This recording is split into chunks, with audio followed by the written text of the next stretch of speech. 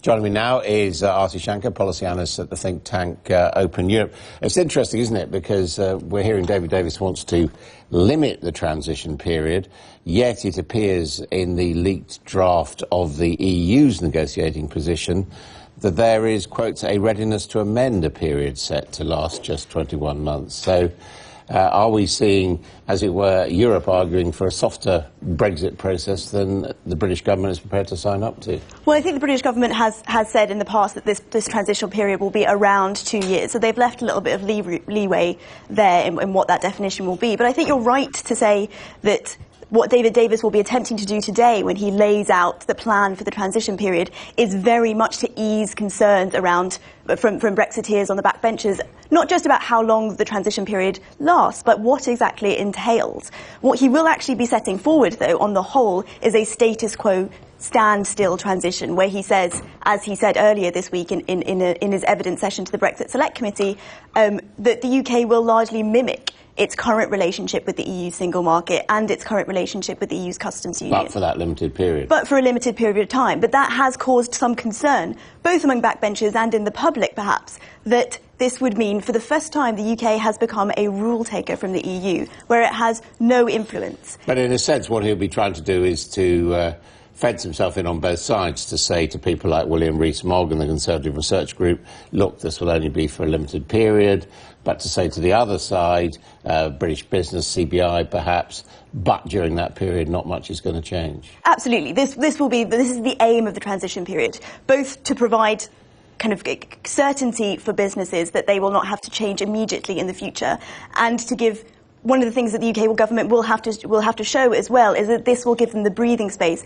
to get a really good deal with the EU. If they can provide assurances that this will allow them the time needed to construct a suitable, mutually beneficial long-term agreement, then perhaps they will ease some of the concerns, both in the backbenches and in the public. Now, what about this comment from the Chancellor that Britain would only move away, quotes, very modestly from EU regulation? I mean, that is not Brexit, is it?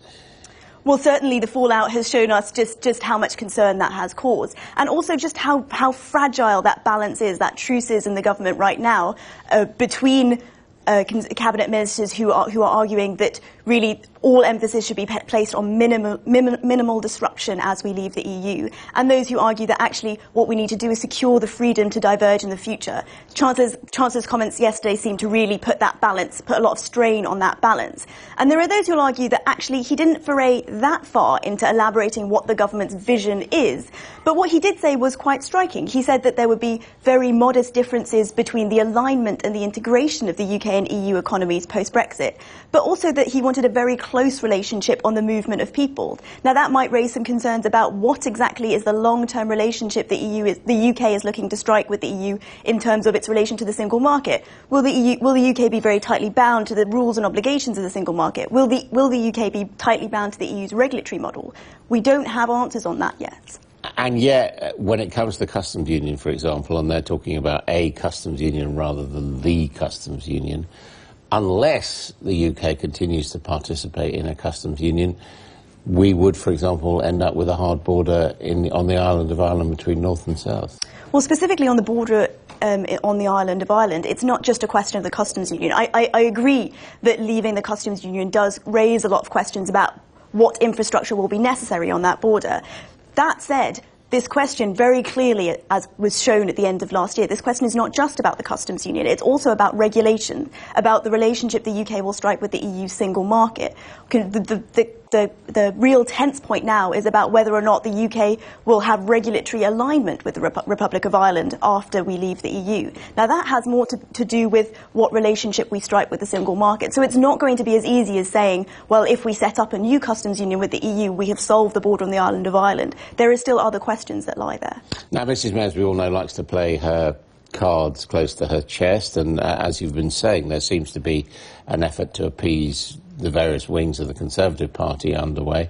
Do you have a clear picture in your organisation of where you think the government is heading in all this?